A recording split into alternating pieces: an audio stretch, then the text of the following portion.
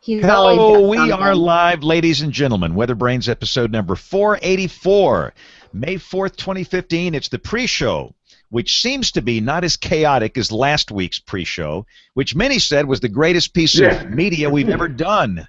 Here. I actually got an email.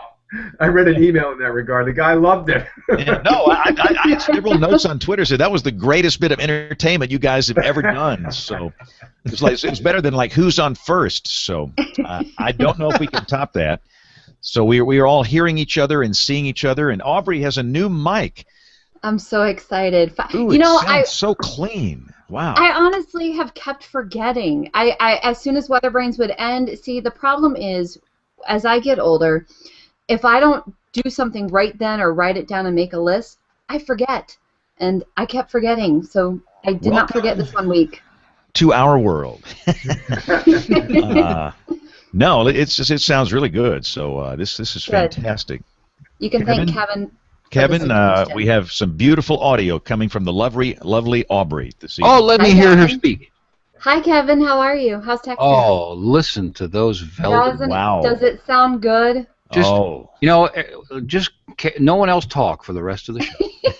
If only I can get some crown molding up behind me, this would be perfect.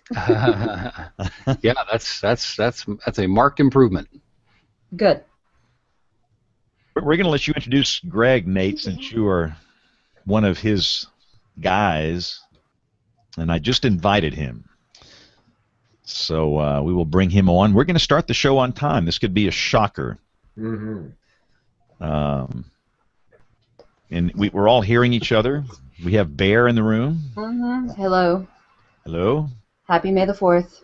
You're not on your high-def camera there, James. Why not? I'm not. Are you not? This is as high def as it gets. It's the Logitech C920. Why does it look so different? I don't know. Maybe it's bandwidth. Who knows? I'm just glad we can hear each other. This is the Pro Webcam C920. Ooh.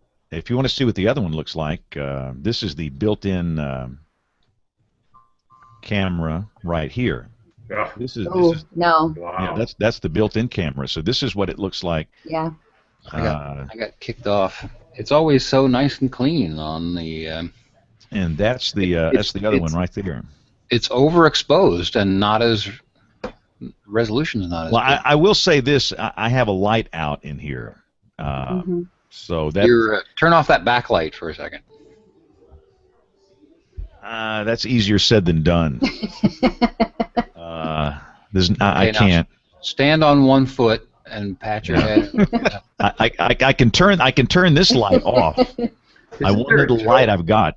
How about turn them all off? That might be better. No, if I go in the dark, we'll really look good here. Isn't there a joke about the lights on but nobody's home? Yeah. WeatherBrains After Dark. And again, I didn't even introduce. This is the pre-show. This is where we share boring personal stories, humorous anecdotes, and try and get our act together, which seemingly never happens. So, hang on. I'm going to unplug, and I'll turn this backlight off here. Hang on. Let's see that mic, Aubrey. Did you get the shock mount? Yeah, it's a fancy alien-looking thing. Oh, ooh. Yeah, the closer to it, the better. Oh, let me see the stand. That's a different stand than they used to have. It looks like an alien. Yeah, something out of Jetsons. Yep. It's very cool, and the stand is, I think, flexible. Haha. I'm liking my fans. Now, if I'm working on painting. I had a stripe in here, and I didn't paint the stripe even, so now I'm covering up the stripe in this room, and so backdrop will be nicer shortly. Yeah, I've been thinking about getting one of those Logitech cameras, but I don't know. So this is without the backlight. I have one light, and that's period. So, and normally the engineer comes in every Monday and checks these because they burn out a lot. But there's some camera crisis in the studio. Hey, Greg, can you hear us? I can hear you great. Oh, can you hear me? Oh, loud and clear. Sounds good. Yeah. Greg, do you know Nate Johnson? In a previous life, yes.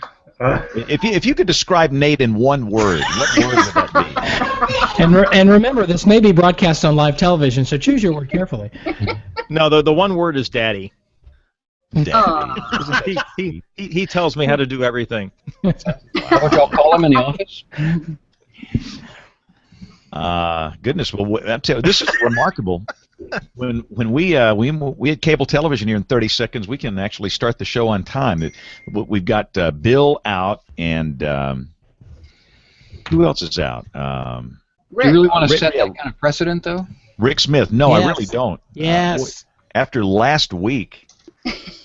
But again, like we were talking about, I have some of the most favorable email out of all the shows. We have poured out our heart and soul trying to bring good content to the weather community. And last week, we were doing these buffoon, who's on first trying to get this thing working, and people loved it. So we are on cable. So let me get this. I'm going to do this with no backlight. I feel like I'm totally in the dark, but I look better in the dark. So here we go. Recorder number 1 and track number 2. And here we go in 5, 4, 3, 2, 1. WeatherBrains! May the 4th be with you. Yes, it's May 4th, the May 4th edition of WeatherBrains. This is episode number 484. And thank you for joining us. We are into what I think for most, it's the most active tornado month of the year for a lot of the country. And my name is James Spann. Thank you. We've got a few folks out tonight. Rick Smith. I think his daughter is doing a recital, and that is slightly important. Absolutely. Yeah, he is out tonight. And Bill Murray, what was his excuse? Some yard work. Yard something. Oh, brother. So Bill is out, but everybody else is here, including the internationally beloved meteorologist, the former government employee, WCM, Warning Coordination Meteorologist Extraordinaire, the man who looks like Colonel Sanders. When did you retire, Brian? 2003. Wow. That's 12 years. I know. Isn't that amazing? Wow. Well, it was late 2003, so technically it's only 11 years and a little bit more. So do you get invited back to the National Weather Service Christmas party every year? No. Do you ever go back down there? No. You're not invited to their parties? Never. I moved to the dark side, James. Well, that's right. You're over here in on the our side. private sector now. By the way, what better cookies? I will say that now you got to admit, Brian, all this junk we bring in here from these school visits, I mean, it is like a smorgasbord of junk out here every day. I mean, cookies, cakes, you name it, we've got it. So that's the one thing we've got going for us. So, Yeah, Brian, all those cakes say James Spann. They don't say Brian Peters. well, who cares? These people here don't eat at home. They just wait on us to bring in food, and they devour it. The So, animals. Brian, you've got your little party there. Are you going to be the grand MC of the Helena? What is this? The Buck Creek Festival. Buck Creek Festival. I still haven't heard from Jeff. Have you heard anything?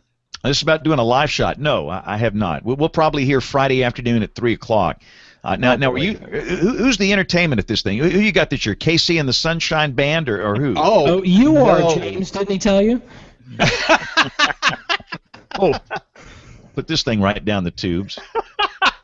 No, actually, we have quite an interesting lineup. The first one's probably right up your alley. It's Dr. Czar's Amazing Funk Monster. What? Show title. Show title. Exactly. That's what I'm thinking. Show title. Is that appropriate? They'll be on Friday evening. They're the headliner for Friday evening, and they'll be led off by the Gypsy Drifter. And then we had Megan Kane on Talk Alabama. What's that? Just keep them, these show titles, keep them coming. Yeah, everything you're saying is a show title possibility. Right. We got the Helena High School Jazz Band, Razzmatazz, M80s, Deputy 5, and the headliner for Saturday night is Fly By Radio. Did you say Deputy 5? Deputy 5 as a 5. number. 5. Okay. So, Razzmatazz is a liquor. no, it's a group. Well, a group named after a liquor. It's also a liquor. Well, okay. See, I just learned something new. Aubrey, I didn't know that. I always thought it was... She's a former bartender. As Don't a question her on bartender. that. That's true. And let me just say this. Affordable Chambord. I am extremely excited that Aubrey has this new microphone. I mean, it sounds so good. Oh, it sounds good. Well, thank you, Jim. Wow. I mean, you've always looked good, but now you sound good. It's just like I want you to do the whole show. I want you to just talk. And what kind of microphone does she have? It's a blue snowball thing. Oh, it's one of the things that Kevin has. Snowball A thing. blue snowball thing. Show Yeah. title. Another title. I'm waiting for all our checks, our advertising revenue to come in, so I can get one of those golden PR40 microphones that James has. Oh, please. But look, Nate's got some $2,000 microphone there. I mean, what is this thing? And this thing here, this microphone, there it is, was a gift of a guy who no longer works at the TV station. He's gotten out of the business and is happier for it, I think. He hooked me up. He does a bunch of voiceover stuff. And he said, I got a bunch of stuff that I don't use anymore, and so I've got a nice voice processor and a nice microphone and a tube preamp. The problem is this is there's a dynamic and a condenser, and I've got the wrong one. But other than that, it's pretty good. No, you're in good shape, man. But I want one of these PR40s because they give you the pipes. I don't have the pipes. I need the pipes. So Kevin Silly is our audio man. Kevin, what mic are you using here? I'm using the blue Yeti. Yeti. That's the Yeti, and I'm pretty happy with what is the difference between the Yeti and the one that Aubrey has there? About $30. $30. Okay. Yeah. Well, It's got a few more patterns if you want to use it, different mic patterns, and you can get a version of this that has an XLR plug as opposed to just a USB mini. And I don't know the quality difference, you know. I mean, we could just all listen to Aubrey talk. We've doubled our ratings now that she looks good and sounds good. I always felt so bad every week, and because Monday would come and I would be like, oh, shoot, I forgot to order a microphone. I feel bad every week. I've decided we all need to leave the show and let Aubrey take care of this. No. You guys are the bones, the core, the brains. And we're the boneheads. I'm just the sidekick. Dr. John Scala always has quality audio coming from his abode, his studio. Really? Excellent. I often wonder how well it sounds over here. It's my Packer regalia, maybe. Now, there you go. Now, John, I will say your frame rate is always low in the video, and I don't know why that is. For people that watch, instead of getting... Kevin, you're a video guy. How many frames per second are coming off John's camera there? About 2. No, I don't. Did you have a UCam at one time? Was that what that was yours? Are you still using that, John? I had a Logitech cam at one time, and then I switched to what's on my laptop. Oh, okay. I don't know. I'm using a Logitech this high def thing, but I've got lights out, so I'm in the dark, which actually makes it look better. But Nate Johnson, please, we have a big shot guest on here, and I think he is like Kevin and myself. He has to do some television, so we got to get him in. So Nate, bring in our special guest from far, far away. Well, our special guest from far, far away is not very far, far away from me or my heart. He's just brother. Raleigh a little bit. Yes, and quite possibly is the reason that I'm in this crazy business to begin with. So, thanks and no thanks, Fish. I was a lowly meteorology student, and a meteorologist who used to work at WREL by the name of Chris Thompson. We were at a AMS picnic, and he said, "Hey, we're looking for somebody to intern for us this summer. Are you interested?" And I'm like, not really, but I needed a job, and they needed somebody, and it was a match made in necessity. So I took the job. It was one of the rare, at the time, paid internships in the business, which is no longer paid, sadly, not for lack of trying on my part, but and got in and realized that you can actually do this TV thing and not sell out, which is what I think I had been brainwashed to think, was that you had to be a sellout to be able to do the TV thing, and you couldn't be true to the science, and it was all showbiz. Maybe that is the case these days. I don't know, but in any event, working with Greg was supposed to be a summer and a semester turned into a year, and then I got to come back and work with him again, and I've been here longer than anywhere else I've ever been, largely due to Fish and his leadership. The chief meteorologist at WREL TV has been there for how many years? 30? Be 34 next month. Yeah, so coming up on 34 years. I got his degree in what was it? Underwater basket weaving, I think is what they specialize in at Penn State. Meteorology at Penn State, and has some cool Joe Bastardi stories to tell. Maybe we can get a couple of those out while we're at it. But worked at Mezzo Inc. for a little bit. No, it wasn't Mesomet. Mesomet. Yeah. For a little bit. I worked in TV in Salisbury, Maryland, and then got the chance to come down here and work at WRL TV back in 1981. Let me tell you, we did a special when Fish hit 30 years, and we pulled some old tapes, and oh my gosh.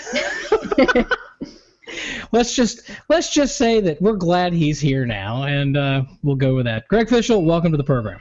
Thank you. The other day there was somebody on Facebook that made the comment that her dad was the GM at the station in Salisbury that hired me, and it's just amazing when I think back as to the fact that all the minority stockholders voted against me. And for some reason, he gave me a chance, and if he wouldn't have done that, I probably wouldn't be sitting here talking to you right now. So I think we all have that story about that one special person that gave us a chance when no one else would. And in my case, that person very, very much is special. We appreciate you being here. It's good to be here, buddy. You were the guy, as an intern, he figured out how to get a mesoscale model that was generated at the Supercomputing Center in RTP, how to get that on our air as an intern. That's pretty impressive. Tell more Nate Johnson stories. No, this is not Nate Johnson brains. It's WeatherBrains. People don't want to hear about me. They want to hear about fish. So I want to jump in first, and since we're talking about your time in the business, talk to me about the biggest change in TV weather that you've seen, and you're coming up on 34 years in the business. It's been a dynamic time in the last few years, and you've had a few more years than I have. What's been the biggest change, and is it good or bad?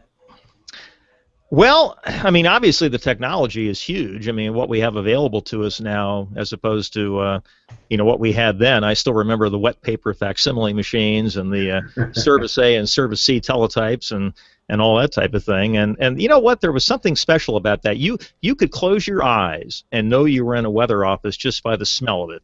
And now it's not like that anymore. But I see Brian smiling at that too. He remembers those days. I remember those days. There's two guys on this show old enough to remember those days, and it's me and Brian. Maybe Dr. John doesn't remember those old fax charts. Oh, yes, I do. I'm actually older than you think I am. Hey, so Greg, did anybody ever set your fax charts on fire? What? What?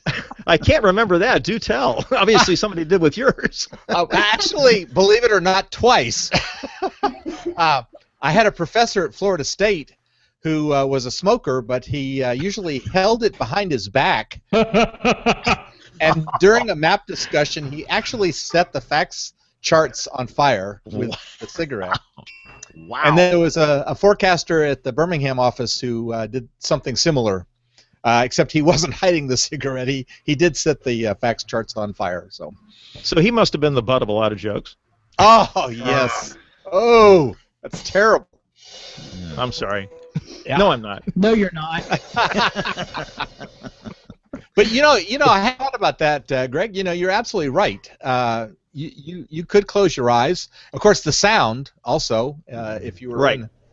Hey, you know the weird thing about it, Brian, and Greg, I could listen to the teletype machine and know when a tornado warning was being issued by the sound it was making without the bells going off. It was like this circuit, and it would stop, and then it would make this funny na-na-na-na-na. It was like a machine gun thing. Oh, wow. And I knew it was coming. And in a strange way, I missed the teletype machines. I remember that too, James. You remember we could sit back in that inner office back at Channel 6 and tell what was printing out on the dot matrix printer, if it was WWS 40 or whatever it was. Yes. We had very odd skills back then. It was a different world we lived in. Does anybody else feel like this? And I guess this is for the really old timers like myself.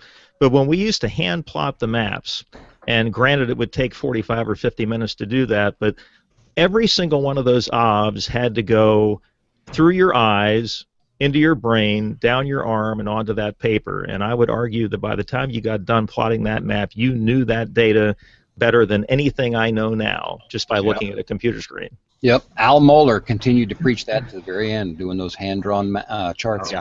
Now, something about those grease pencils, the colored grease pencils, man, that was exciting. It was awesome. China markers. Yeah. But you know what? One thing, Nate, you had asked the question about what had changed, and I'd like to ask all of you this question: is that it seems like the business in the last few years has started to maybe reverse a little bit and gone more toward the entertainment, and the general public doesn't care about the science, and the people that come up to me still say they enjoy learning why things happen, as opposed to just that they're going to happen or they're likely to happen. And I just wondered what all of you feel about that. I mean, does the public still have a curiosity that the consultants are missing somehow? No, I think they do. Is these consultant goobs. They're always the guys that say you shouldn't be doing these explainers. You don't need to be doing science. You don't need to be showing, 500 millibar charts and isobars and all this. That you just tell them a little quick story. And I just think they're wrong. If you look at like if you do an explainer on Facebook, if you explain something technical, that was exciting. I learned something new. This was great. I think people do like that, Greg. So why the consultants hate it, I don't know. I would say it's the evolution of the recognition of choice.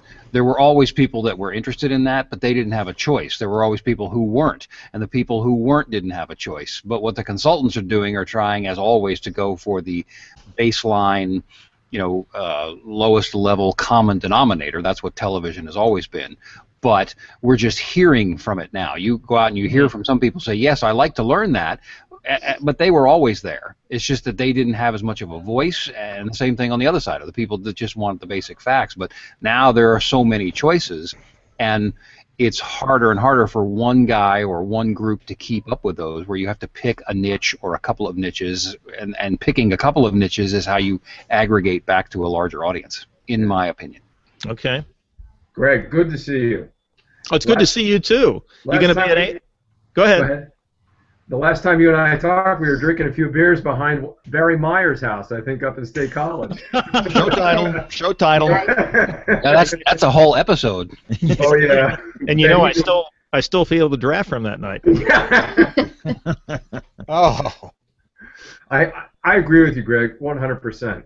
2 reasons. First, when I taught, which wasn't that long ago, on the first day of class, I told my synoptic students to go out and buy all the colored pencils they could find, because I felt strongly in still plotting the data. If you go to the meso desk at SPC, they're plotting the data. Mm-hmm. They still use colored pencils. In fact, these guys show up with their own box of colored pencils. So there is something there that plotting the data gets you immersed in it, and I think you really become more knowledgeable about what's going on. Mm-hmm. So I agree 100% with that. And I also think that there is a section of the viewership out there that really wants to learn. And I think whenever you give a broadcast, it's an opportunity to teach. And I try to do that. And I think you can have fun with it too. I mean, you can sort of come at it from the standpoint that, boy, look what I learned today. This is really cool. Let me share this with you, as opposed to it being in a lecture format. I think that's the key. I agree with you. You make it exciting. Hey, why is this important? Well, this is, and then do a little explainer. Your full 3 minutes doesn't have to be a full explainer, but if you throw little pieces in there, it's informative, and you teach the viewer, a little piece of something every day. And yeah, you're right, James. They tell us, make it simple, make it for, a certain level, but yet they love the segment that I have that's weather questions, where people send in weather questions. So it's kind of a tale of two sides there.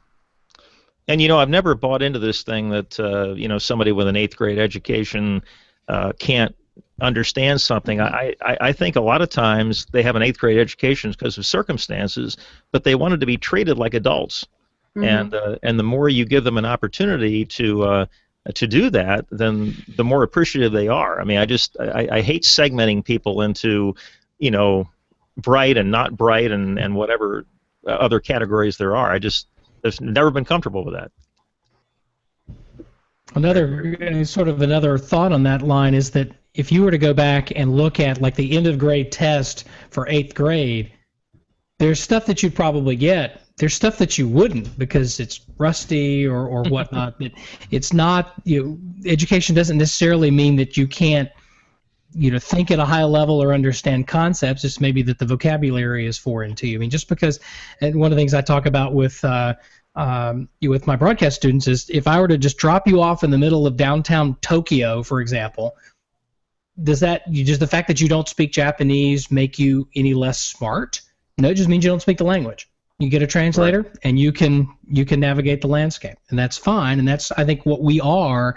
Those of us who work in the broadcast industry, in large part, we're translators. We're taking our scientific knowledge, we're translating it into what folks not only can understand but can use and make use of. And it's a two-pronged challenge, and it's something that it's, as one of the emails that Aubrey will get to in a little bit, it's harder than it looks. That's a good way to think of it, Nate, and I appreciate that analogy. So, Fish, we'll get to this eventually. Let's go on and talk about it, because the one thing that we're getting sort of winding down on here is you got to take what you called a career bucket list trip to Barrow, Alaska. Yep. So talk to us about that. Why did you go? What did you find? What surprised you, et cetera, et cetera? And did you see Elvis? What's in Barrow? A gallon? That would have set a very dangerous precedent. Brother. I feel like we're talking to Jim Moore here. He's one of my idols, by the way. I can tell. But anyways, no, Barrow. I probably shouldn't admit this publicly, but I will. When I was a student at Penn State, I was so enthralled and curious about Point Barrow, Alaska, that I called a random phone number in Barrow, and whoever answered the phone, I told them who I was, that I was majoring in meteorology, and I just wanted to know how much snow they had on the ground. So that's weird. Yeah, it's very well. I'm living proof. I'm a poster boy for why women shouldn't wait too late to have kids, because my mom was 37, and this is what happened. All right. Wow. Wow. But anyways, I digress. Personal anecdotes. But anyways, no, I knew that I would never get a trip to Barrow paid for because I just wanted to go up there and be geeky. So when the whole climate thing came along, and that's one of the areas that's experienced the most warming of anybody, that it seemed like I could kill two birds with one stone, and I could actually do something fun but do something substantive at the same time. And the station finally agreed to do it after many years of prodding, and I will never forget it. In fact, to be honest with you, I wouldn't mind going back there, and if it has to be on my own nickel, so be it. So what did you find? And without getting in necessarily to the content of the special, what was Barrow like? From It's like a meteorological standpoint. I mean, for those of us weather weenies who want to experience extreme stuff, what's it like? Well, the reason I wanted to go there, the reason I picked late March, is that at the time of the equinox, they have as much daylight as anybody, and so people would be able to see what it was like. But it was still cold. I mean, the normal high there for March 31st is -1. So I figured it's still a fairly harsh environment, but people would be able to see it. It wouldn't be dark. The one thing that surprised me in terms of the people, the people that lived there were all wonderful to us. But we found out that in order to interview anybody that works with the North Slope Borough, which is the official local government there, you have to get approval from the mayor, because they have been burned by the media so many times. They are totally mistrustful of us. And so there were a couple of interviews I had lined up weeks in advance, and when I got up there, couldn't get approval to get them on camera. One was a biologist that had been there 35 years and would have had all sorts of great things to tell us, and we never could get that. So that was surprising and somewhat disheartening, to be honest with you. What else did you learn in terms of the getting there and getting back? How many flights from here to Barrow? You know, it wasn't that bad, because we went to Boulder, Colorado first, and we talked to people at NCAR and at the Earth Systems Research Lab. So from Boulder, you go to Seattle, which is about 3 hours, and then Seattle to Anchorage, which is about 3.5 hours, and then Anchorage to Barrow, which is 2 hours. So it broke it up enough so it really was never, all that terribly bad. And the hotel was wonderful. I mean, they can charge whatever they want up there. It's $250 a night because where else are you going to go? Wow. And then Nate, should I tell them how much the rental car was? Oh, go right ahead. Well, gasoline $7 a gallon. Oh my gosh. And the rental car was $800 for 3 days. Oh. Aren't they swimming in fuel oil and stuff like that up there? Why is it $7 a gallon when that's where this stuff originates? Because it's got to be refined. Apparently, they refine it in Houston. All the way down and come back. The funny thing about that is that not long after Greg got back, I was talking with our news director who went on a trip recently to Spain, and he and his wife managed to rent they got upgraded from the sort of the mid-sized sedan to something reasonably nice, and I think they paid about $250 for a week. And Greg and our photographer Richard Adkins driving around in what was described to me as a 2-door Pinto with no trunk. I don't know, it might have been larger than that. For all I know, they haven't sent us back any pictures of the rental car. Maybe $800 for 3 days because it was a limo. No, it was like an SUV type thing, but still, I mean and then the interesting thing is when we got off the plane, and the ticket said you're arriving at gate 1, and I'm sitting there going, yeah, like there's a gate 2 at the Barrow Airport, but we got off and they started unpacking these containers, big containers, one after another. Well, we come to find out that a lot of people join Amazon Prime, not to give them a free commercial here, to have their food and supplies shipped in because it's cheaper to do that than it is to go to the grocery store and buy it there. Wow. That's so nuts. There's a whole story within a story up there. So you went to Barrow, and go ahead and get the buzzer ready, James, to learn about climate change. All right, let's get that out of the way now. Double buzz. We'll suspend the buzzer. So, in short, what's the end product that airs on Wednesday night on WRL at 7 o'clock? What's the end product? What was the reasoning for going there? What was your approach to doing this special? Is it okay if I give a Reader's Digest version of my conversion? Sure. Okay. Why are you asking me? Because you're my daddy, Yeah, you're old enough. It's your career, buddy. Flush it down the toilet if you want to. All right. No, until about 5 years ago, I was a hardcore skeptic. I mean, there wasn't anything softcore about it. And I woke up one morning, which in of itself was a good thing, and I had this thought that popped into my brain, and it was in the form of a question. And the question was, Greg, are you doing the same thing the people you're criticizing are doing, in the sense that you're only looking for information to support what you already think? And the more I thought about it, the more I had to plead guilty to that. Not that I was necessarily doing it on purpose, but it was what it was. And so at that point, I decided I was going to be more open-minded and objective about it. I hadn't changed my mind yet. And just by doing that, I had people in my own extended family saying, well, you've caved. And that was the first hint I had as to how politically dysfunctional this country had become. That it was, you're either for me or against me. It really, if I look back at my skeptic time, it was really more of a dogma than it was anything based on science. And I've come to really be concerned about how we talk about these issues now. That my main goal in doing this documentary and these trips and everything is, can we, for Pete's sake, sit down and have a civil discussion about this instead of launching hand grenades through social media and internet blogs and 24-hour news channels, which is getting us absolutely nowhere. And I've already been willing to be proven wrong once. I've got to be willing to be proven wrong again. The scientific method tells us you always have to be skeptical of what you currently think. You can never lock yourself in, and I'm trying as hard as I can to do that. Right now, I'm a believer, but if somebody comes along with something that's that's really compelling in the other direction, I'm going to have to deal with that. And you've had some really interesting, without getting into too much detail, some really interesting conversations along these lines with a former classmate of yours, one Joe Bastardi, and you guys have a bet. Can you talk about the bet?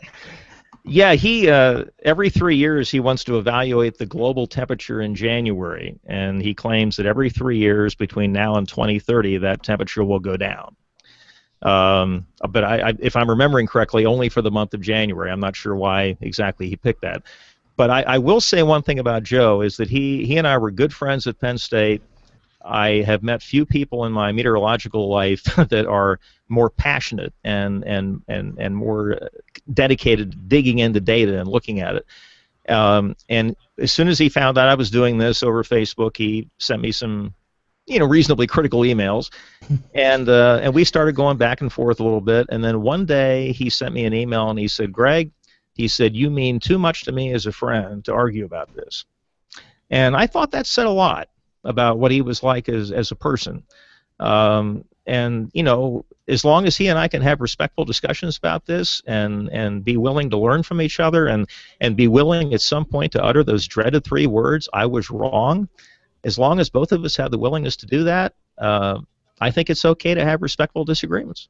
Why do you think, Greg, so many people on both sides of this argument refuse to say what you just said? I tell people, if you want to listen to somebody, if they will be willing to admit I'm wrong, I will listen to them.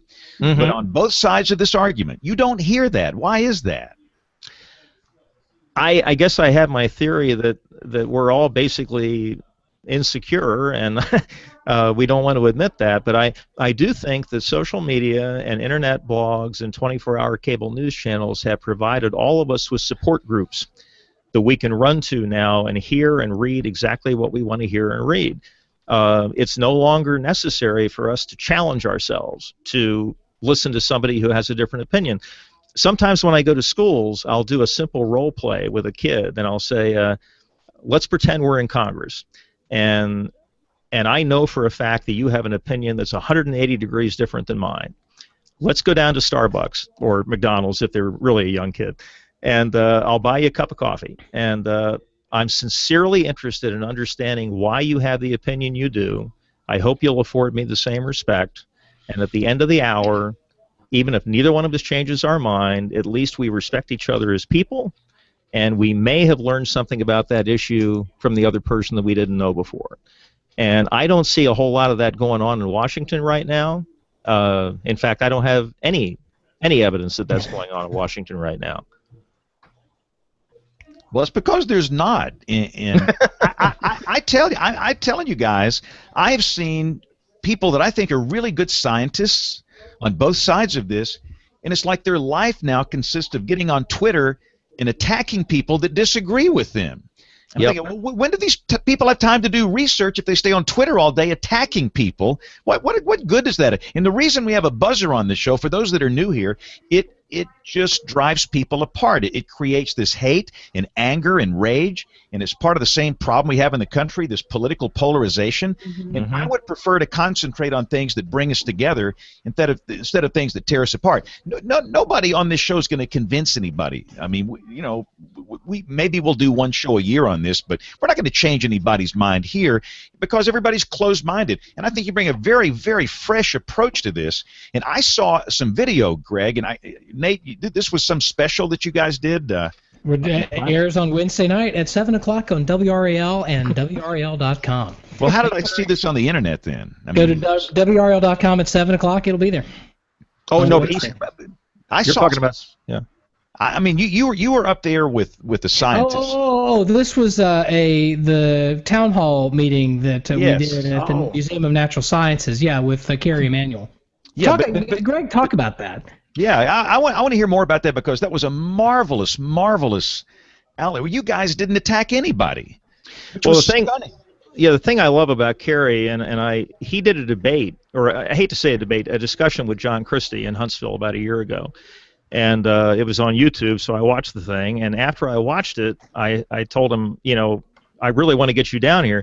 But the one thing he said that really struck me was that he looked at the moderator in the middle of the debate, and he said, "Is there a chance that John's right and I'm wrong?" He said, "Yes, there is." He said, "I look at this as risk assessment, where if we warm up 2 degrees in the next 100 years, no big deal. If we warm up 5, significant, but we can probably adapt. If we warm up 9, that could be catastrophic. And he said in his mind, even if there's a small chance of something horrific happening and you have it within your means to reduce or eliminate that risk, why wouldn't you do it? That to me is a much more common sense approach than yelling the sky is falling, or we're all going to be in flames in 50 years if we don't do something drastic right now. I mean, car insurance, let's face it, if we weren't required by law to have it, a lot of us might roll the dice and say, that's a lot of money for something that only has a relatively small chance of happening. Let's not pay for it. But, you know, but then again, how much sense would that make? Why do we still all do it? What can we do in the weather enterprise to create the type of conversation that you're creating right now? Oh boy, you know what? Are you familiar? Any of you familiar with Susan Joy Hassel? She has a website, climatecommunications.org, and she's worked for a long time to try to make difficult scientific concepts understandable. And I was talking with her the other night, and she said, you know, Greg, it's great that you want to learn more and more about the science. She said, you're a scientist, that's what you should be doing. But she said, you're probably never going to convince anybody on the other side, based on ramming science down their throat, that you have to get at the root cause of why they are so opposed to believing that this is true. And, you know, a lot of people will say that they're concerned about, you know, regulation, government controlling our lives and effects on the economy. Well, what if we, I'm just throwing this out, what if we as a country decided that we were going to commit ourselves to alternative energy, renewable energy, with the kind of vigor that we put into the space program in the 1960s, and we became the world leader in solar energy and all these different alternatives, and the world was coming to us. We were no longer dependent on anybody. We were the world leader on this. It created jobs. It you know, bolstered the economy. The third world countries wouldn't have to go through their industrial revolution. We could share that technology with them right off the bat, and they could leapfrog to it. Maybe if we talk with them in those terms, that we might get more attention than by trying to ram equations down their throat.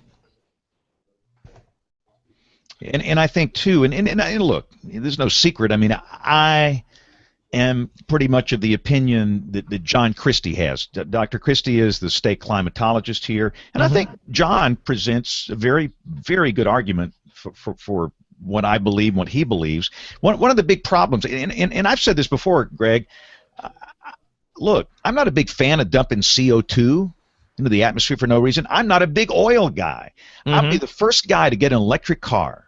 If it can get me to these school talks I do every day, because I'm just not a big fan. I'm a technology guy. I would love to have an electric car. I would love to get off oil and all this stuff. I'm in. But here's the biggest problem, and John also describes this. A lot of people on one side of the political spectrum, they want to do this in a way that will take away affordable energy now to people in the world that will suffer. There will be immense human suffering at what some people in the climate community are suggesting, and they seem to have no regard for that. And how do you get around that issue? It's just like there's no give and there's no take in this whole thing, you know? Do you feel sometimes like the advocacy groups are driving this argument rather than the scientists? Yes, on both sides. On both sides, they're the lunatics have taken over the asylum here. Most of the United States, they get their climate information from Rush Limbaugh or Al Sharpton. And I'm serious. These guys don't know anything about this issue. Nothing about this issue. Goodness, I've tried to. What I tell people to do is to listen to both sides of this, and people that, number one, do not have any financial interest in it. And the reason I'm listening to you, you said the two things I tell people to say. Do they have any financial interest in it? And from you apparently have none. It doesn't matter. You're going to make the same amount of money one way or the other. And the other thing, you have said publicly, I could be wrong. Right. You can find somebody that will say those two things. You want to listen to them. I love to listen to people like Stu Ostro at the Weather Channel. He's just like you. He's not confrontational. He comes in with very good quality scientific information. I love listening to him. I love listening to Dr. Christie. He's the same way. He says, I could be wrong. He has no financial interest in this whole thing. But it's so hard to find these people because now the climate sources are the Rush Limbaughs and Al Sharptons of the world, which is nuts. Well, and you know, it used to be that peer-reviewed research was the go-to source for information when politicians were trying to make policy. And what scares me now is that that the people with the loudest voice seem to be having the biggest influence on formulating policy. And so what does the science community do to reach out and say, wait a minute, you know, we're the ones that are actually getting our hands dirty in this data every day. You know, can we at least have a voice here? And I asked Dr. Trenberth out at NCAR, I said, does it frustrate you that advocacy groups that support you, that believe you, that think that you've got the right idea here, overplay it and then destroy the credibility of otherwise very good science? What does he say to that? And he said it is a concern, you know, that you know, it's like when somebody says, you know, that if it wouldn't have been for global warming, Sandy wouldn't have occurred. Well, no climate scientist I know of has ever made the argument that you can equate a single weather event to climate change. Now, you can make the argument that maybe the effects were a bit worse because of higher sea level or like along those lines, but the system itself more than likely would have been there either way. And so when people, especially when somebody like Al Gore says that, with all due respect to our former vice president, you know, I just think that that adds to the polarization that you spoke of earlier. And you know, here's the other thing. Every time we have any weather event, weather, not climate, weather event, you know, a tornado, a flood, a fire, these guys on the partisan channels will bring on some stooge to let everybody know this is man-made climate change. It's never happened before. The only reason we have it, and that just drives me crazy. I mean, I'm like you. I've been doing this since the 70s. I came here in 1979. I have lived through so much weather, through so many extremes. That's just wrong. And the other thing, why are we bringing in Bill Nye is the expert on this thing? He's a smart guy. But I don't think he has any background in atmospheric science, and we've mocked him, and we probably shouldn't have done that. We played some clips on this show of just insane stuff that he said. But we need to get back to reasonable voices, and you, Greg, represent a very reasonable voice. And I am thankful for people like you, and we need more of you. But there's no magic. I mean, what do we do? There's just no magic wand we can wave here. You can't fix it. I can't fix it. It's like weeding out these extremists on both sides. In much of the country, they go toward those extremists based on their political worldview. And I really don't like politics. I've seen it tear this country apart. And, you know, we've got to be united if we're going to be a great country. We'll have our differences, but the way it is now is just horrifying. So this is the reason we don't talk about it here, because it polarizes people. There was an event in the U.S. Senate, I think about a month ago, that some sort of a commemoration of Ted Kennedy. I don't know if it was the anniversary of his death or whatever, but they interviewed John McCain, and it looked like to me like he had a small tear in his eye. And you know, let's face it, from an ideological standpoint, I don't think those two guys voted the same way many times. But I got the distinct impression that McCain missed him, that he was his friend. He enjoyed seeing him. He enjoyed having a cup of coffee with him or dinner or whatever. And Tip O'Neill and Ronald Reagan did that back in the 80s, and they were about as diverse as you can get. You know, where did we lose that? You know, why can't we do that again? But and let me go back to another thing too. And I'm not pumping sunshine up your skirt, but nobody says a bad thing about That's my job. Oh. I mean, you say Greg Fishell, and I've yet to find anybody that says one bad word about you. You don't even. That's also my job. The trolls, the haters, and the know-it-alls. So what is the secret to what you do? Greg, we could tell him about our buddy Philip. Oh my God, a troll? Oh yeah, yeah. There's a guy that if there's anything to find wrong with what we do, he'll find it. And you know, you try to be open to that for a while, and then when you find out that somebody's just looking for trouble, then you almost sort of have to ignore it at some point. But yeah, I mean, I don't know. I think I'm going to tell a quick story about my mom. And back in the 1960s, she was a dyed-in-the-wool Democrat and did not like Richard Nixon at all. Okay, and in 1970, Nixon flew into the Lancaster, Pennsylvania airport to give a speech. And that's where I grew up, and not at the airport, but in Lancaster. And she said, "Do you want to go up to the airport with me? Nixon's giving a speech." And I looked at her and I says, "But you don't like him." And she said, but he's our president and he deserves our support. And I thought for her to say that, knowing how I knew she felt about him as a politician, was pretty amazing. And that's a memory that I sort of lost for a while, and then it came back to me. But I think that's sorely needed in this country today. And I'm not just saying it because of who's president now. I think it's whoever's president from whatever party. So how do you apply that to your job? How do you, people just seem to like you in that market? I mean, I know you've been there a long time, but again, we have a lot of young Mets that watch and listen to the show. What's your secret for your successful career? Having a great weather producer. Nate, I forgot to write that mute down. This guy. There's this voice that keeps popping in. Can you guys hear that too? I don't honestly, I really don't honestly know, other than the fact that as a kid, I just had a kid-like enthusiasm for the weather, and I just thought that there were a lot of people out there that might enjoy hearing about it. Now, I will admit, in my very early days, that I had a chip on my shoulder because I thought I was tired of weather being the vaudeville part of the weathercast, which back in the 60s and 70s, a lot of times it was. And so it's almost like I felt like I have a duty to go out there and prove to these people this is a real science, and that they can't make fun of us anymore. And that was part of the early motivation. I'll admit that. But then I think over time, when I first got here, I'm trying not to ramble here, but I had 4 families invite me to their house for Christmas dinner the first Christmas I was here. And my parents always told me not to talk to strangers. And so I thought these people were nuts. And then I came to find out that this was good old-fashioned Southern hospitality. They really felt like you were part of their family, and that it was perfectly normal for them to invite you over to their house for dinner. And I've come to really appreciate that and sort of relish it. So I don't know. I don't know if my style would have worked anywhere else in the country. It may have failed miserably. But I've known too many people that have given up on a market that they were succeeding in for more money, and within a year they were unemployed. And I feel like I'm so darn fortunate to have this situation here. I'm not going to mess with it. So how much money do you make? No, just kidding.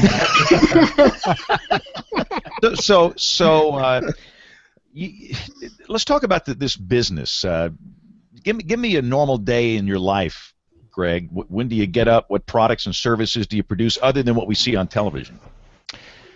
Oh gosh, I mean, and Nate, I'd be lying if I didn't admit this, that Nate's had to sort of bring me along very slowly and gradually on the whole social media front.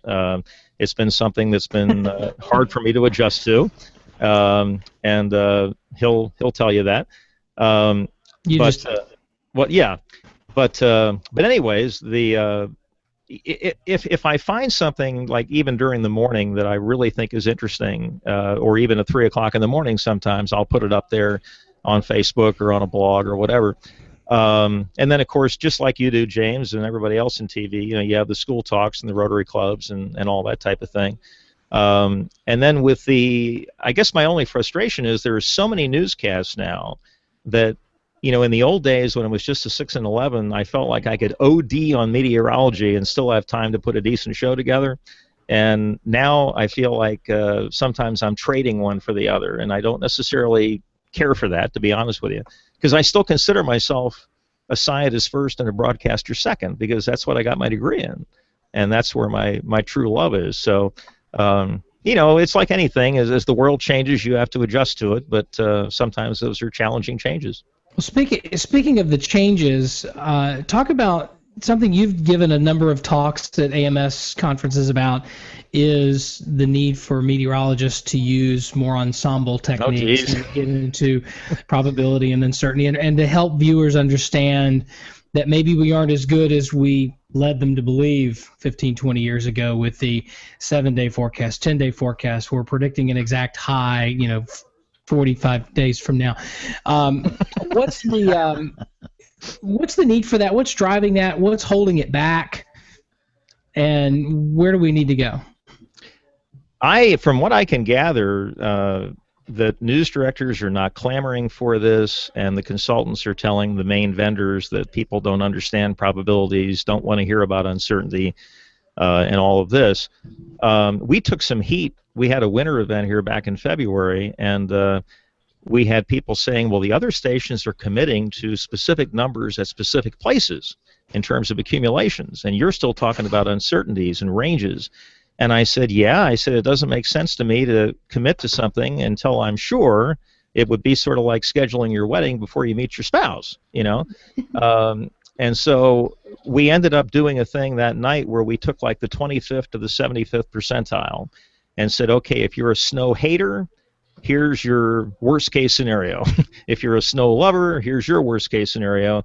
And talked about, if you're near the gradient, if you're right near where there's a whole bunch of lines there, you need to be prepared for anything in your backyard tomorrow morning, anything from nothing to a half a foot. And that may sound wishy-washy and non-committal, but ensembles give us a way to quantify the predictability, the state of predictability in the atmosphere.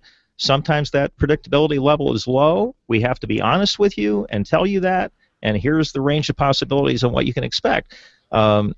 I don't know why that is something that is so difficult for the vendors and for just broadcast meteorologists in general to embrace.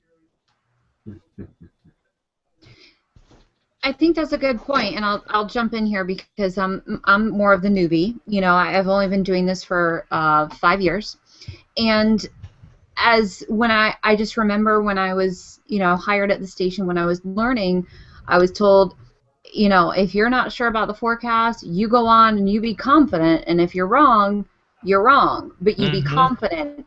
And I like that aspect, but at the same time, when you're talking about a winter event where you could get, you know, a little bit of sleet or nothing compared to a half a foot of snow, and that range of possibilities can really vary, and you're going, and you know, I don't know, you know, I mean, that's you know, and that's your day is going, it could go this way, it could go that way.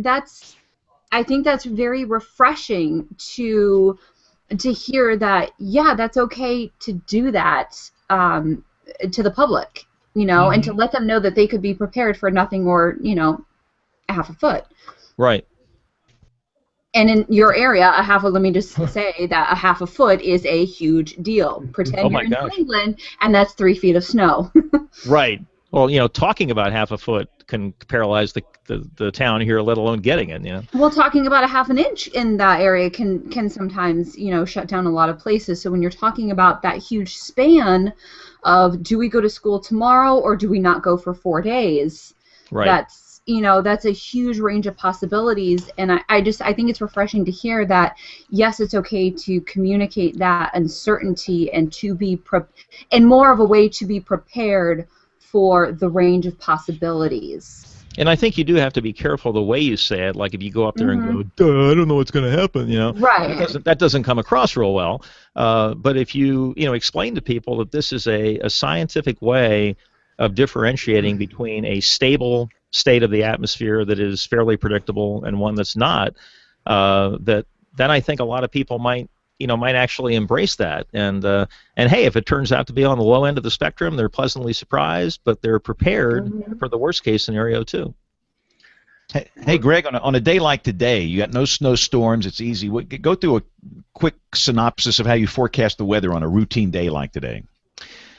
Well, I've sort of gotten into the habit over the years. I learned how to write shell scripts about 5 years ago with the help of Nate, and so I download the SREF and the GFS and the NAM and the European. Of course, I got to put in by hand because not allowed to get that data raw, and so it makes up a little table and shows me the range of numbers in terms of max and min, precip, and I even wrote one script where it computes what the surface temperature would be if we mix down from 850.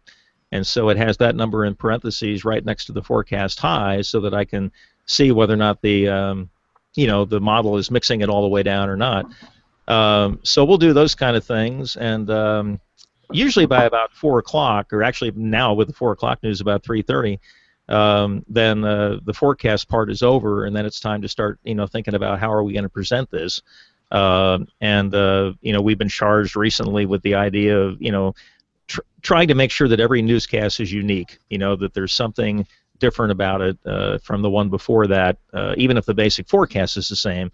that you're showing it in different ways, or maybe highlighting a different element or whatever. So those are the those are the main issues. I know that sounds terribly bland and boring, but that's all I can think of right now. No, so like today, what was the biggest weight in your decision on what to show in the air? What out of all the data that you just described? Well, a lot of people take interest down here when there's anything going on in the tropics, and so we at 6 o'clock highlighted the disturbance down in the Caribbean, and just talked about why we might be talking about this system a week from now. That the steering currents, once it gets up off the southeast coast, are very weak, and that while some models bring it inland, some don't. It could be spinning around in there within a radius of a couple of 100 miles of a point for the next 6 or 7 days. And so we wanted people to be aware of the fact that this could be a semi-permanent part of the vernacular in our weathercast for a while. And how do you handle severe weather? You and Nate both. You get I know you don't get quite as many as other parts of the country, but let's say you have a severe weather outbreak involving tornado warnings. How do you handle that? Well, I think we're on policy number 3.27A. 3.14159. But we went through a spell for a while where we cut in for every severe thunderstorm warning because for years NOAA would tell us hey, they need to take that as seriously as they do a tornado warning, and then once we interrupted the Young and the Restless 20 times in 25 minutes, then that was the end of that. But we definitely cut in for the tornado warnings. We stay on until either the warning is ended or until such point that we see clear evidence, on the radar that that it's no longer a threat. One thing that I have done in the past, and any of you on here, James, be interested in your thoughts on this, is that if the tornado warning is for a place 50 miles away from the radar, then the beam is hitting it maybe 3, 4, or 5,000 feet above the ground, and so I feel compelled to tell people that we're not seeing rotation at the ground because we can't.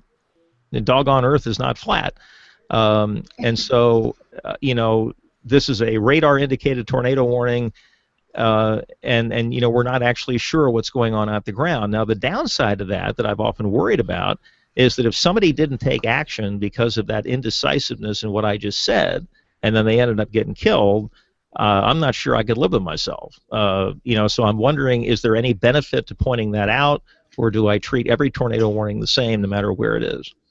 Well, there's no doubt. Every tornado warning is different. Every tornado warning is not the same. And I think we do as communicators have the responsibility of telling people, and if it's a marginal situation, I have no problem with telling people that, but I do remind people that an EF0 tornado can kill you. It can knock a tree through your window. It can blow a car off the road. It is a direct threat to life and property, but there's a big difference between those and the red letter days, the days with these strong violent tornadoes. And my solution, Greg, it's to try and get cameras everywhere. I mean, I want cameras everywhere, because you're right, that radar in some of the counties in our DMA, Brian, let's say you go down to Sumter County or to Pickens County, the beam is at 8,500 feet.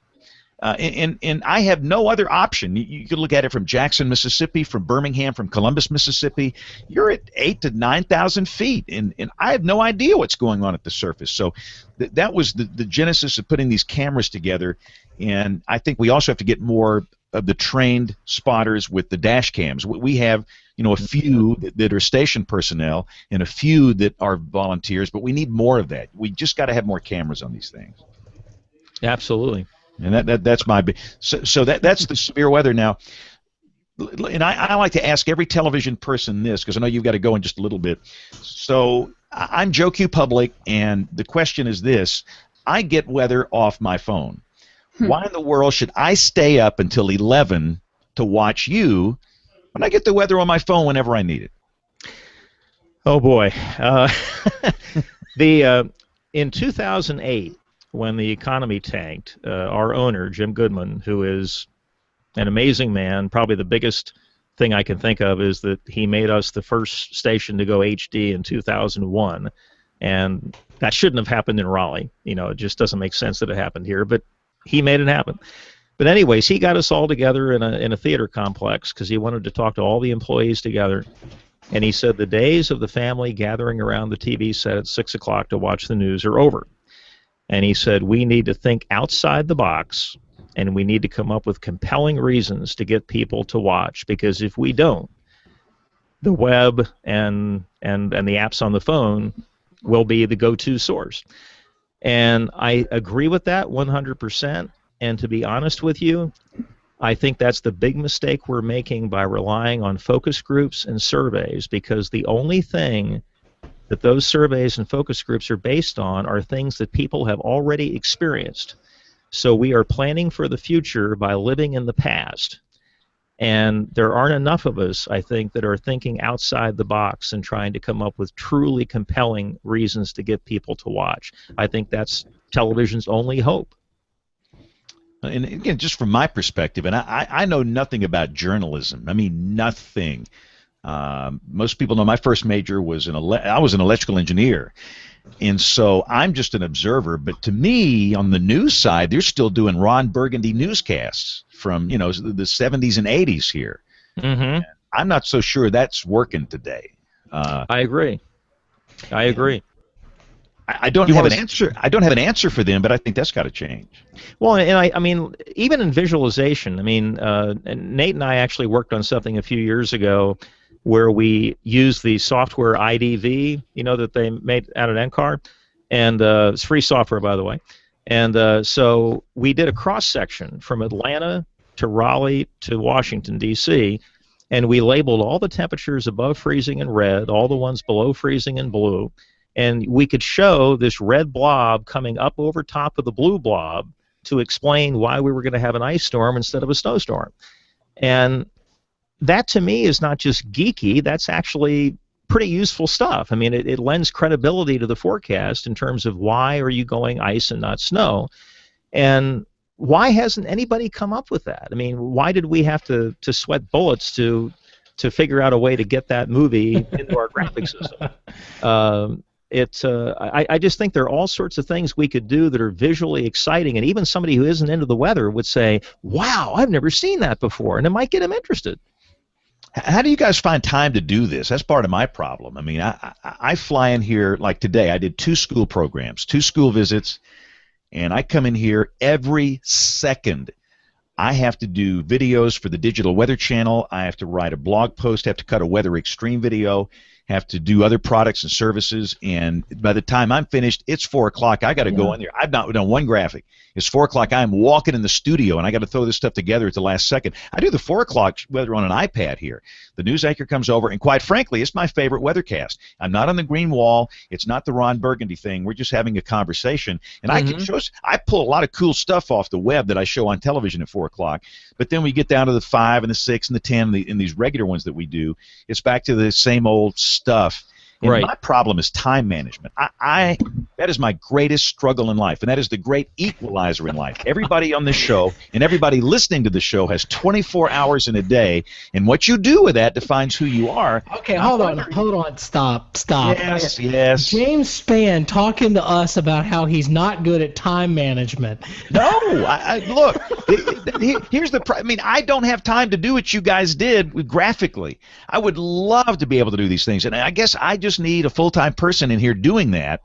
And I've got somebody 3 days of the week, but I don't 2 days of the week, like today and tomorrow. So it's just a struggle. And I agree, Greg. We got to do more visual stuff. We have to break out of this box. And there's a lot of fear in this business. Kevin is my cutting-edge guy. He is on the cutting edge of television weather. I say run. Pack it all in. We're done. So Kevin, are we doomed? Is there any hope here?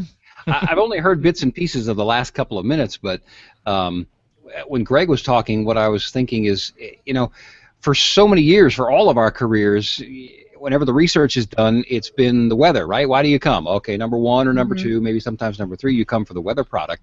But that thing is now couched in the middle of this newscast that I think, I don't want to be, this is not being insulting, but it's increasingly irrelevant in the world of choice to people, right? You have a couple of producers who sit around and decide, okay, I need the lowest common denominator stories, and hopefully each of these is going to be of interest to a large number of people. And increasingly, given choice, it's not.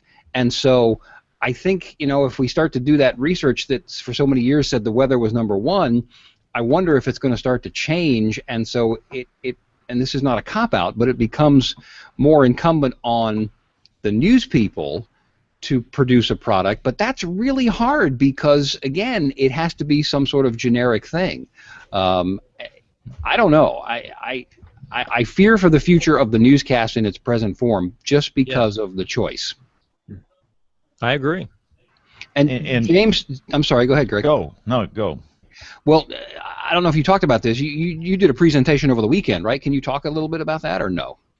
No, I did a kind of a closed presentation for a broadcast group, Cox Media Group, and they own stations in different parts of the country, and I guess their flagship station is WSB in Atlanta, which is the ABC channel. So I spent my Saturday presenting to that group at Channel 2, and this is Glenn Burns and Brad Nitz and all those guys, and so that I just went up there and went on one of my tirades for a few hours, waved my hands around, and what were you telling them? Give us a few specifics. Well, I was mainly there to discuss April 27, 2011, and what we learned and what we're doing differently, and how we approach severe weather. And I really didn't get into the routine, Monday through Friday television weathercasts. My job was to talk about severe weather and challenge them to think differently about how they cover severe weather. And, whether I accomplished that purpose, I don't know, but there was some good engagement and some good discussion, and I think it got people thinking. And I told him this, every market is different. What works for Greg will not work here, and vice versa. Exactly. Yep. And I told him, you have to understand the culture and the people and the geography of your market. I can't tell you what you need to do. I will give you ideas based on my market, but my market is not your market, and everybody's different. And so, but I think there are some general concepts that do apply, and I've got a lot of themes, and one of my big ones, it's how do we handle people that live in rural areas? They are discriminated against. The big market stations will go on the air if there's a tornado warning in the metro, but the minute it gets out into the DMA, where they get into these counties where you've got maybe 15, 20,000 people, you get no coverage from television. You know what, though? I'm sorry to interrupt you. You hit on, I think, on a really interesting point about where we should be spending our brain cycles. Now, I came up under you, James, and so there's nobody that understands the importance of the severe weather coverage, because I've watched you for 20-some years now. But I remember when I was in the Dallas-Fort Worth area, the climatological average on severe weather or thunderstorm days is 25 to 35 thunderstorm days per year. That's not severe weather, but just thunderstorm days per year. And I continue to, or increasingly, I'm worried about the overall model. And so, with all respect to severe weather, all respect, and all respect to the promotional value that it provides, I think we need to be spending more time trying to figure out what we should do on a day-to-day basis the other 325 days per year. And Nate and I have talked about this a little bit. I'm hoping that I can get a little bit of a sense of that starting this summer here with some changes to the content management system that run the website. But at the end of the day, we still have a business model to support, and I don't think the web products are going to support the television station infrastructure as that continues to decline. And I think that we're not paying enough attention to that, and people seem to drop back and say, well, we're doing X, Y, and Z as far as our severe weather coverage. Again, that's great, but it's not going to sustain you. You can't run a business on that a couple of days a year, and it's even less so, well, I was going to say it's less so up in the Northeast, maybe where Aubrey and John are, but you guys have a different situation with winter weather. But that's not every day of the year either. And so, yes, the traffic is going to be lower on quiet days, but I feel like there's some things that we can do to help enhance that. Otherwise, we're just kind of holding or grasping at straws or hanging on with our fingernails. Oh well, you know, there are news directors that sit around and just pray for severe weather during a book, and that's not right, and it just doesn't work. No, they do. They do. Yeah, they do. I think we have to look at our audiences in two different categories, though. We have to look at the social media aspect, those with little attention, not little attention span, but those who want the information quick, and they want this forecast, and I need to know about today, tomorrow, and my weekend now. And then there are those who will watch the newscast and turn it on for the weather, and they want to learn the fun little pieces and know about your personality and watch you every day and get to know the forecast in the area a little bit better. There's two completely separate entities within that. Yes, and I would argue, Aubrey, that there are actually three. If you take it down to a base level, and this is one of the reasons of the many that's a social media thing frustrates me so much, in that we're just vomiting this information at people, along with everybody else in the market and everybody else in the country. We're just spewing this stuff over and over and over again. But if you break it down into three basic groups, there is the fundamental foundation group that just wants partly cloudy 72. And then there's another group that wants a little bit more. They want a little bit more text in the forecast, or a little bit more information. And then the third group is what you guys were talking about when I had to go do the show, and Greg was talking about, where there are people that enjoy or appreciate some discussion of, you know, the cutoff low over the four corners, to talk about my area. But those people have to know where to go to get those things. It can't just be pushed at them. Again, the social media thing is push, push, push, push, whereas I think the more valuable and engaged people are the ones that are pulling data toward them. Yep. All right. Well, listen. Looking at the clock here, we have to hurry. Real quick, and I know you have to go, Greg. Advice for a young Met or a college student who wants to do what you do. What's your advice? You know, it's tough because I worry about the fact that with the television industry changing, would I be giving them bad advice to encourage them to go into this? Because by the time it comes that time, that it won't be the same as it's been the last 35 years for me, or 34. On the other hand, I'm a great believer in people picking a career based on something they love and something they're passionate about. Whenever I talk to school groups, I hold up my wallet and I say, for God's sake, don't pick your career based on how fat this is. Because if you hate what you do every day for 40 years, the biggest paycheck in the world ain't going to make you happy. So I'm sort of torn on that. It's like I don't want to send them down a dead-end street if television weather is going to slowly, fade out. But on the other hand, I want them to do something they love and they're passionate about. And I don't know that I have a better answer than that right now. Yep. All right. Well, we're going to take a break. And, Greg, when you have to go, you can take off here because we're getting 19 minutes away from newscast time.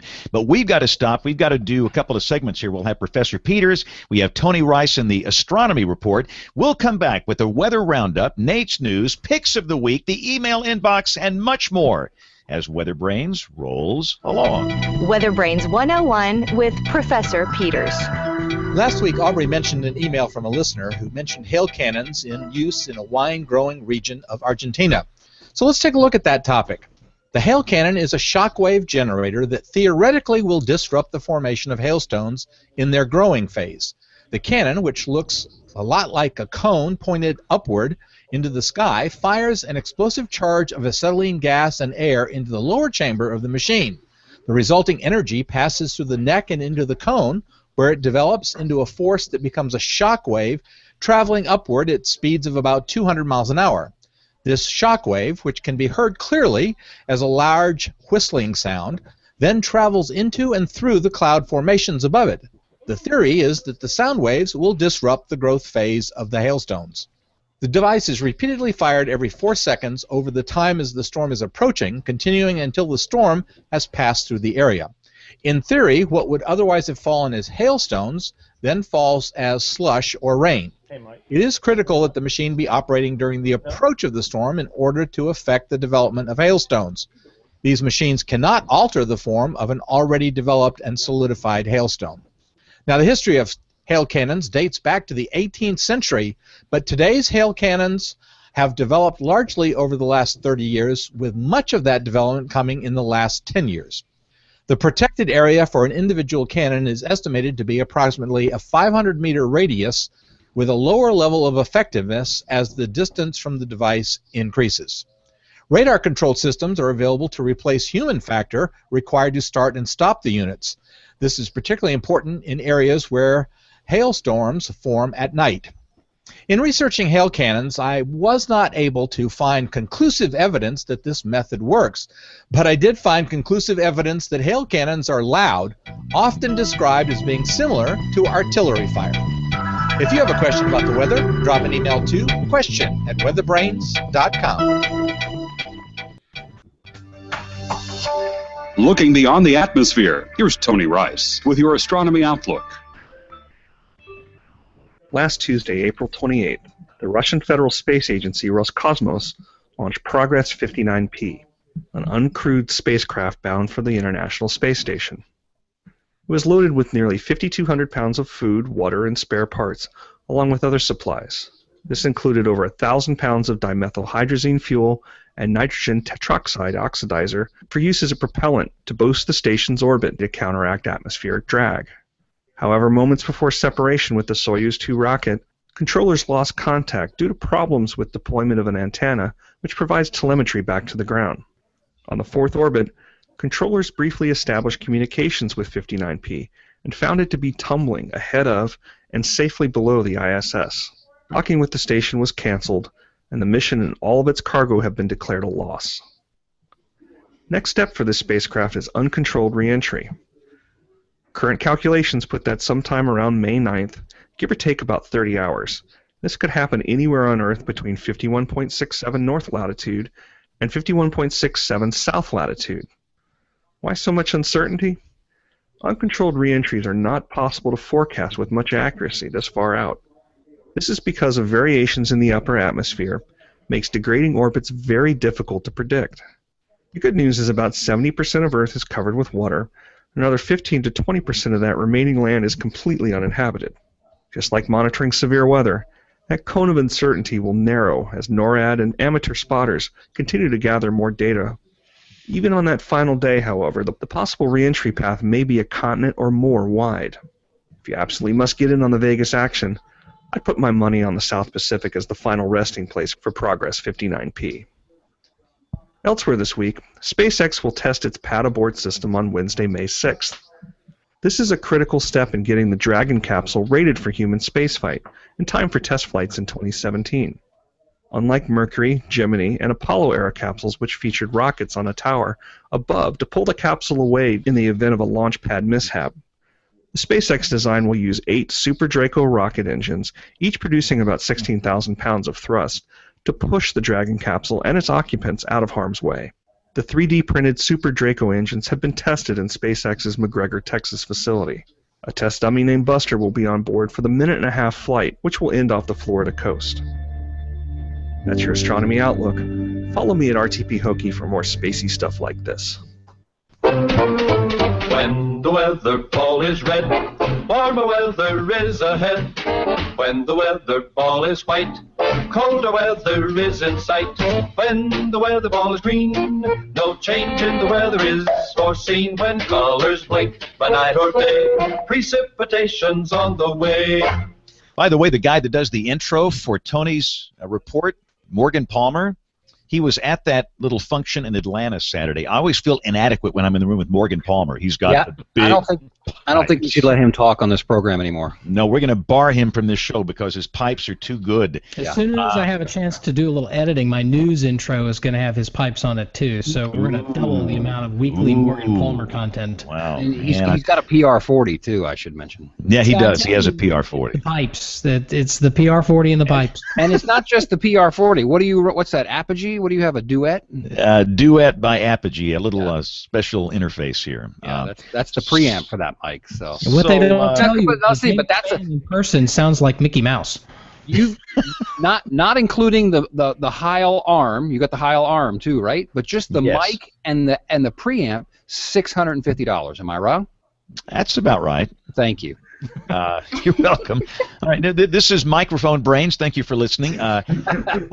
Real quick, let's do a weather roundup. Greg, before you get out of here, tell us about this subtropical low that's blowing up on your coast there. Oh, and the fact that I have no idea where it's going? Yes. Honesty is always the best policy. That's an accurate statement. the old uncertainty thing, but yeah, I mean, it's just sort of a wait and see mode on it. There certainly is a precedent. We've had some tropical systems that we've had to deal with here as recently as 2012 in the month of May. So it isn't totally unprecedented, but unusual nonetheless. And I can't say anything else but just wait and see. And Dr. John's got a satellite loop up there. Do you guys think this will be a true warm core tropical system? It has the potential to be, and here's the reason. There is an open wave that's moving across the eastern Gulf heading towards Florida, and the way to get a non-tropical system to transition to a tropical system is to protect the core. And as we've been talking about, the heights are going to build north of this, and this may very well develop a warm core. Well, what are the SSTs in that region, guys? Do y'all know? I don't know. That's an excellent question. You know that thing that Kerry Emanuel developed, the what is it? The potential, the strongest that a tropical system can be based on the water temps in the atmosphere. Yeah. If you look at that, there's actually a tongue along the Gulf Stream that has winds of like 114 to 135. Now, that's if everything's perfect, and it probably won't be. But that is interesting that it's that high for this early in the season. Yeah, and that's what makes this such a great job. This is cool stuff. Every day's different. Yep, Exactly. sure is. So we've got that going on this week. And Kevin, you got any storms out there in your neck of the woods this week? Yes, in fact, I was just looking. The 7-day QPF has a 5 to 6 inch bullseye in between Oklahoma City, or just north of there, down to the Dallas-Fort Worth area, and clipping the western portions of my area, which is referred to as Texoma, and Wichita Falls, maybe 2 to 4, even a little bit more in the 7-day QPF. Well, that's a good thing, is it not? It's a very good thing, because we are much of the area. From Wichita Falls to the south, and then northwest is in a stage 5 drought, which is the highest on that scale, rather. Hey, and Greg, let me get your thoughts on the hurricane season. Do you have any? I really don't, other than the fact that, with the El Nino developing to the extent that it does, that tends to be a big suppressor, in the Atlantic. But I always, and I'll keep this brief, I always tell people every year, I appreciate the fact that people do research on how active the season's going to be, but it shouldn't matter at all about how we prepare, because if you tell anybody in Homestead, Florida, that the year Andrew came through was a below normal season, they'll probably shoot you, So, I just sort of feel like that's interesting stuff, but it only takes one. So what are the value of those hurricane outlooks? I mean, who uses those? Maybe for shipping interest, maybe? Yeah, the insurance industry does also. Okay. Susceptibility. Also, people that have interest in the oil rigs in the Gulf, they definitely want to see the outlooks. All right. Well, I tell you what. Here, let's looking at the clock. We better move on here. Now that Aubrey has this fancy new microphone, I can't wait until this email segment. Letters. We get letters. We get stacks and stacks of letters. Oh, yes. How am I coming in? Loud and clear? Oh, it sounds so good. Oh. Perfect. Oh, boy. Talk to me. Talk to me. Talk to me. Sub-show titles. Okay. So this one comes in from Josh Walls. Hey, it would be great if y'all had some... I think that might be the first time I've ever said that. That's a shame. It's a great word. Had some ATL TV Mets on the show. I'm not sure if it's been, if there's been one, but I suggest Ken Cook, retired meteorologist at WAGA Fox 5, or Joanne Feldman, morning Met at also Fox 5. Also, it would be great to see Glenn Burns, being from North Georgia. I would love to hear a discussion about southeast weather events that affected North Georgia. So I was there. I was there Saturday. And so I did Glenn's party, so maybe he'll do our party on WeatherBrains. I will ask him. Did you do some promoting while you were there? Well, everybody listens. That's a weird. Well, there was some guy from NCAR there, and some guy from NSSL. They all listened to this show, which was really creepy. That's kind of a lot of pressure, James. Now that you say that. No, I'm thankful they listen. But I will ask Glenn if he'll come on the show one week. I think he'd be fun to have. He's a legend, kind of like Greg is a legend. So this one comes in from Chris White with respect to SPC risk categories and. With a nod toward impact-based warnings. There is also the need to explain a strong but not severe storm risk to the public. What's an effective way for TV Mets to explain the potential damage that storms could pose containing 40-knot winds, frequent lightning, and 3/4-inch hail, also known as non-severe, just below severe criteria as being in a general thunderstorm category? So Dr. John Scala. Dr. John, would you like to and tell us basically the synopsis of your email response? Because it was a great response. I'm sorry. I just heard Dr. John. I'm sorry. You just can't resist. No, I can't. Oops. Well, sorry. Was that out loud? It was a short response, but basically what I told him was any thunderstorm is a potential killer. So let's not lose track of that fact. Mm-hmm. You got 100 million volts within a lightning bolt. You don't want to mess with that. But I did say to him that a thunderstorm that is producing heavy rain that already follows a situation where you have saturated ground, a 40-knot wind can knock a tree down, and you got a life situation. Easily. Mm-hmm. Which is something that happened in our area not too long ago. And I don't know if anyone else has Outlook 365, but this has got to be the worst setup ever because I had my great email that challenged me on my quoting. And now it has disappeared. Oh, wait, here it is. Oh, here it is. Let's go to this one. Aaron Graves. Aaron, thank you for your email. You do send in a lot of emails, and we appreciate it. So Aaron sent in a personal note that if this email was to be read on the show, that he asked that I do not skim over it, and he has been misquoted twice before because what he wrote wasn't read correctly. So thank you, Aaron. I appreciate that. I will challenge your misquoting.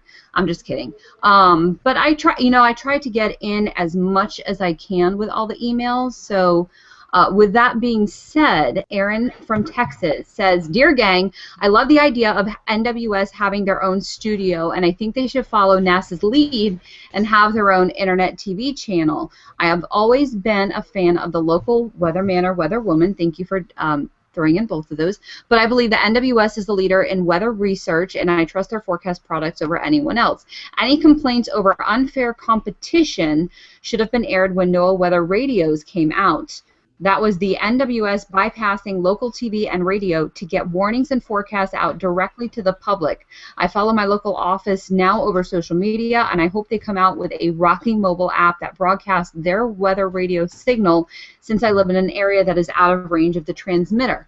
Frankly, it is time for the NWS to have a national voice. Not having one has allowed the Weather Channel and AccuWeather to try to be that voice. I have lost a lot of faith in the Weather Channel over the last 2 years, and I'm worried about AccuWeather trying to take over at the expense of shutting the NWS up at all costs. Change the mission of the NWS if you have to. Let them take center stage." That email was, in full disclosure, read in its entirety. So I'll come to your defense, Aubrey, on that other guy too. I think it was probably just your old microphone. He couldn't hear you. It's very possible.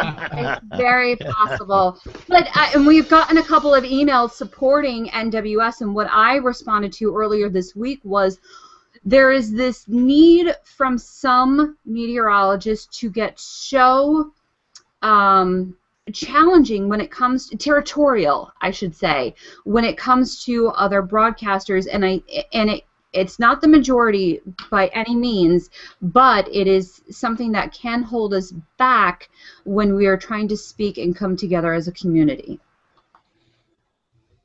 Anyone else? And on this pause, I've got to go to television. Greg, thank you. You're a great guest. Thank you. You probably have to do this.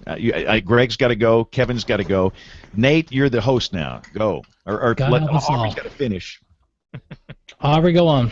No, I was just, what are your thoughts? And I find myself looking at this new microphone as if it were the webcam. So I apologize if I look to the side, but I feel like I'm looking to the camera when I look at this microphone.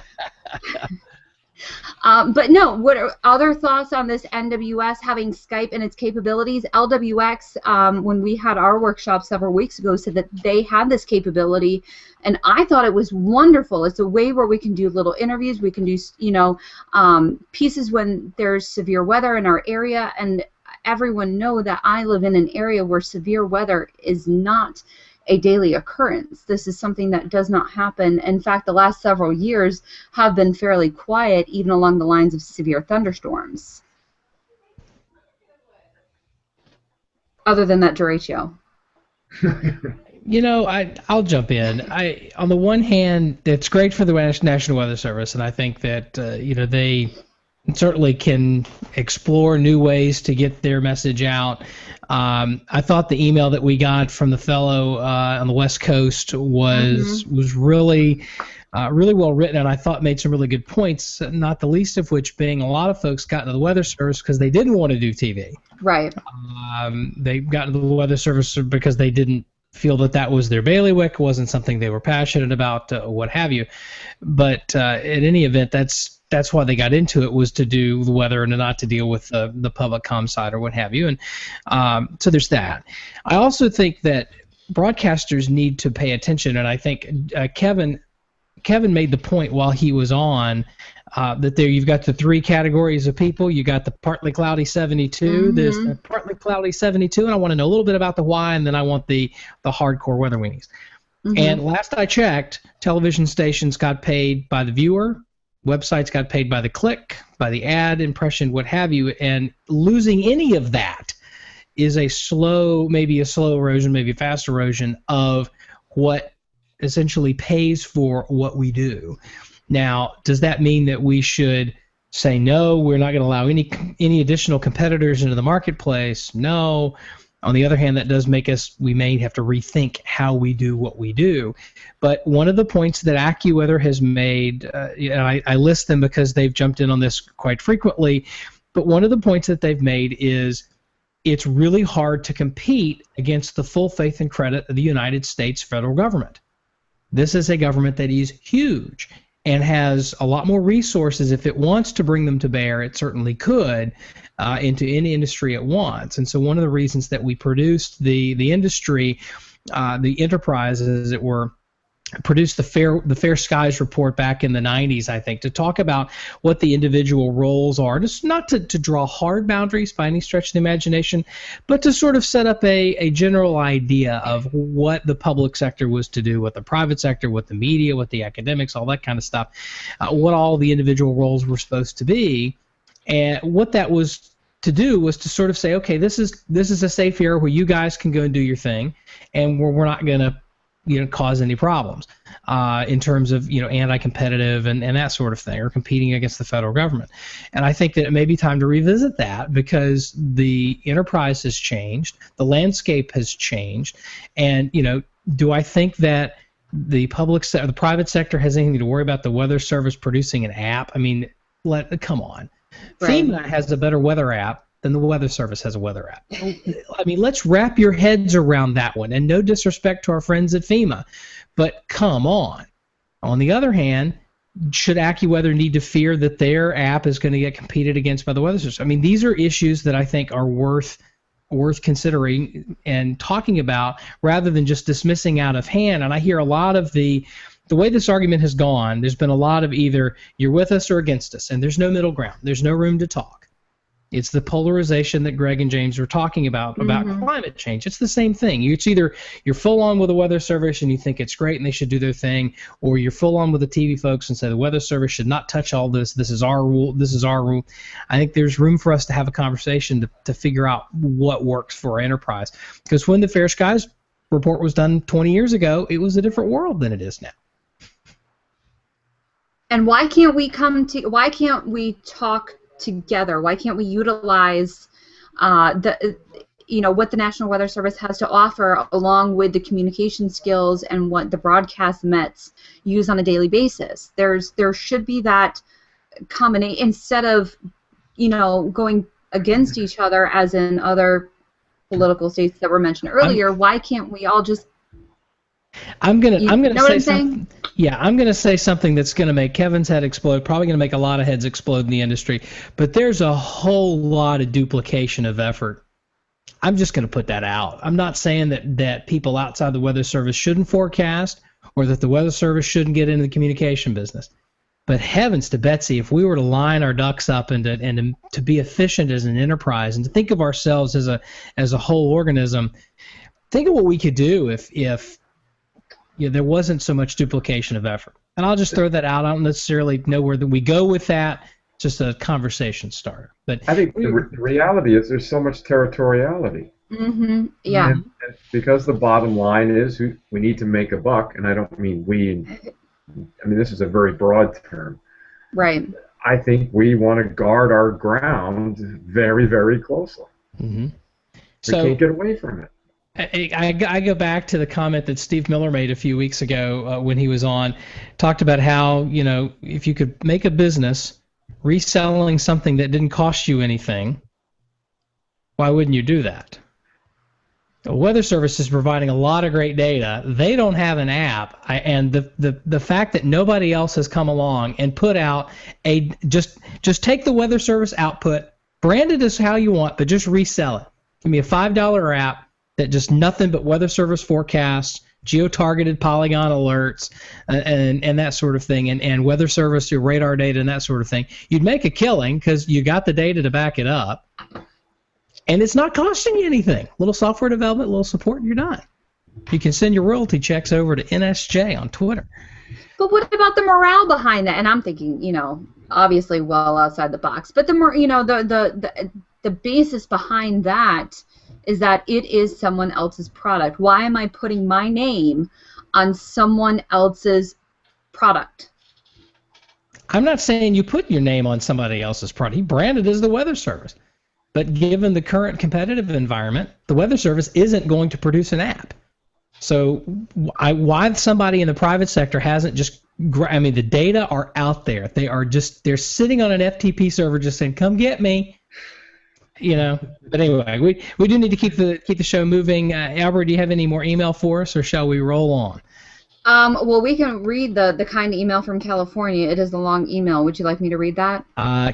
Skim it. I trust your skimming abilities more than our last email. I don't know. This one comes in from Kurt Kaplan, who is the social media tsunami program leader at the National Weather Service in LA Oxnard, California. Oxnard, that was mentioned in the Big Bang Theory episode, I think, once.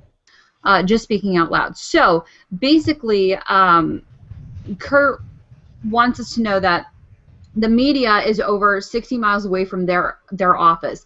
Basically, his opinion is that the National Weather Service employees can talk about specific weather threats, storm surveys, but they can't compete with a green screen broadcast meteorologist. As we were talking about, it's two different two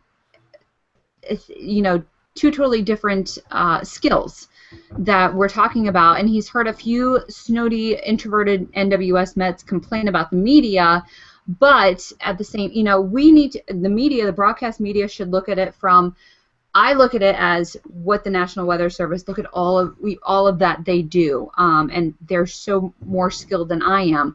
And he wants the National Weather Service Mets to look at it as, look at what the broadcast Mets do. Can you do that?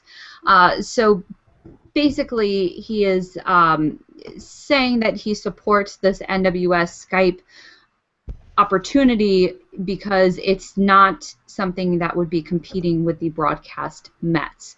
And he supports Twitter as far as more being a fan of Twitter than Facebook.